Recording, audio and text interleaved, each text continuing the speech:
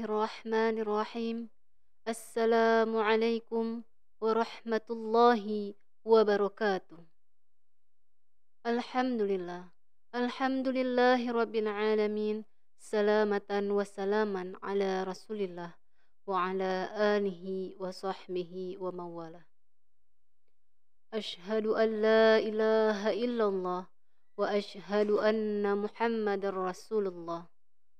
Allahumma salli ala sayyidina Muhammad wa ala alihi wa sahbihi wa sallim. Rabbi shrah li sadri wa yassir li amri wahlul 'uqdatam min lisani yafqahu qawli. Qala Allah Ta'ala fi Qur'anil Karim. A'udzu billahi minasy syaithanir rajim. Bismillahirrahmanirrahim.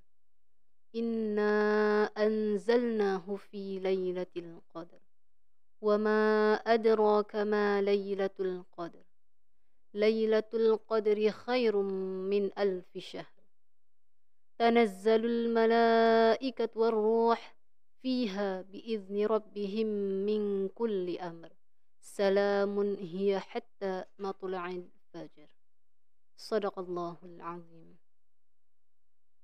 Segala puji bagi Allah, Tuhan semesta alam, yang telah memberikan kita nikmat kesehatan, kesempatan, sehingga bisa berjumpa kembali dengan Ramadan kali ini. Sebagaimana doa-doa kita jauh-jauh hari sebelum bulan Ramadan, Allahumma barik lana fi Rajab wa Sya'ban wa ballighna Ramadan. Betapa banyak orang-orang di luar sana yang menginginkan berjumpa dengan bulan Ramadan ini. Tetapi betapa banyak yang belum Allah berikan kesempatan kepada mereka untuk bisa menjumpai Ramadan kali ini. Salawat dan salam kepada Rasulullah sallallahu alaihi wasallam yang telah membawa kita dari alam kebodohan hingga ke alam yang berilmu pengetahuan seperti yang kita rasakan saat ini. Sahabat Al-Fityan yang dimuliakan oleh Allah, pada kesempatan kali ini saya akan menyampaikan kultum dengan tema pelajaran yang dapat dipetik dari Quran Surah Al-Qadar. Sebagaimana pada mukaddimah tadi, saya telah membacakan Quran Surah Al-Qadar.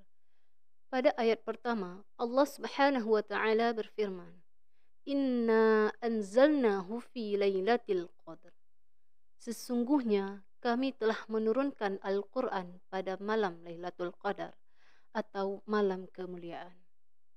Maksudnya adalah Allah Subhanahu wa Ta'ala telah menurunkan Al-Quran secara keseluruhan, sempurna ataupun utuh, dari Lauhil Mahfuz menuju ke langit dunia, Baitul Izzah, yang kemudian secara berangsur-angsur diturunkan ke bumi melalui malaikat Jibril yang diberikan kepada Nabi Muhammad sallallahu alaihi wasallam kurang lebih selama 23 tahun.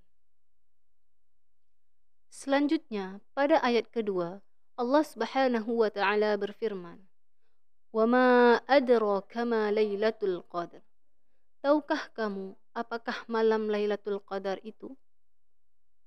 Syekh Mustafa Al-Mar'i dalam kitab tafsirnya menjelaskan bahwa malam Lailatul Qadar adalah malam yang tiada perbandingannya dengan malam-malam yang lainnya. Artinya, malam ini adalah malam kemuliaan, yang dimana ketika seseorang beribadah pada malam tersebut, maka ia akan memperoleh kedamaian, ketenangan, dan juga kebaikan. Selanjutnya, pada ayat ketiga, Allah Subhanahu wa Ta'ala berfirman, Lailatul Qadri khairum min alfi syahr. Malam Lailatul Qadar itu lebih baik daripada 1000 bulan. Sahabat Al-Fityan yang dimuliakan oleh Allah, bayangkan jika kita beribadah pada malam Lailatul Qadar, maka pahalanya itu setara dengan kita beribadah selama 1000 bulan ataupun 83 tahun.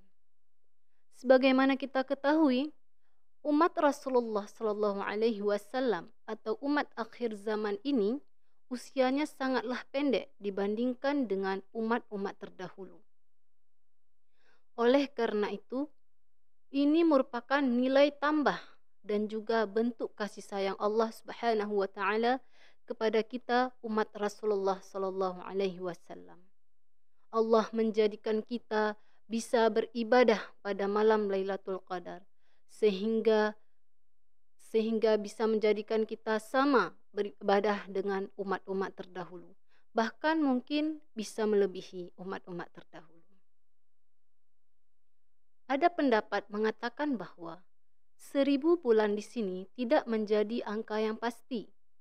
Tetapi 1000 bulan di sini maksudnya adalah jika seseorang beribadah pada malam tersebut, maka ia akan memperoleh pahala yang besar di sisi Allah Subhanahu wa taala. Selanjutnya, pada ayat keempat, Allah Subhanahu wa taala berfirman, "Tanazzalul malaikatu war-ruh fiha biizni rabbihim min kulli amr." Pada malam tersebut para malaikat turun, termasuk ar-ruh, nama lain daripada malaikat Jibril, yang turun untuk mengatur segala urusan dengan izin Tuhannya. Pada malam Lailatul Qadar, para malaikat turun, termasuk malaikat yang paling mulia, yaitu malaikat Jibril, yang akan turun memberikan rahmat dan juga keberkahan kepada orang-orang yang beribadah pada malam tersebut. Para ulama berbeda pendapat dalam menafsirkan tujuan turunnya para malaikat ke dunia ataupun ke bumi. Pendapat pertama mengatakan bahwa para malaikat itu turun memberikan rahmat dan juga keberkahan kepada orang yang beribadah pada malam tersebut. Pendapat kedua mengatakan bahwa para malaikat itu turun untuk mengaminkan doa orang-orang yang berdoa pada malam tersebut. Dan pendapat yang ketiga mengatakan bahwa para malaikat itu turun untuk memotivasi orang-orang untuk beribadah dan juga beramal pada malam tersebut. Selanjutnya, pada ayat kelima, Allah Subhanahu wa taala berfirman, "Salamun hiya hatta matla'il fajr." Kemuliaan pada malam tersebut hingga terbit fajar. Allah Subhanahu wa taala memberikan kemuliaan di malam Lailatul Qadar itu hingga terbit fajar. Allah memberikan kedamaian, ketenangan, kesejahteraan, keamanan dan juga kebaikan pada malam tersebut. Para ulama kembali berbeda pendapat dalam menafsirkan kata salam pada ayat kelima ini.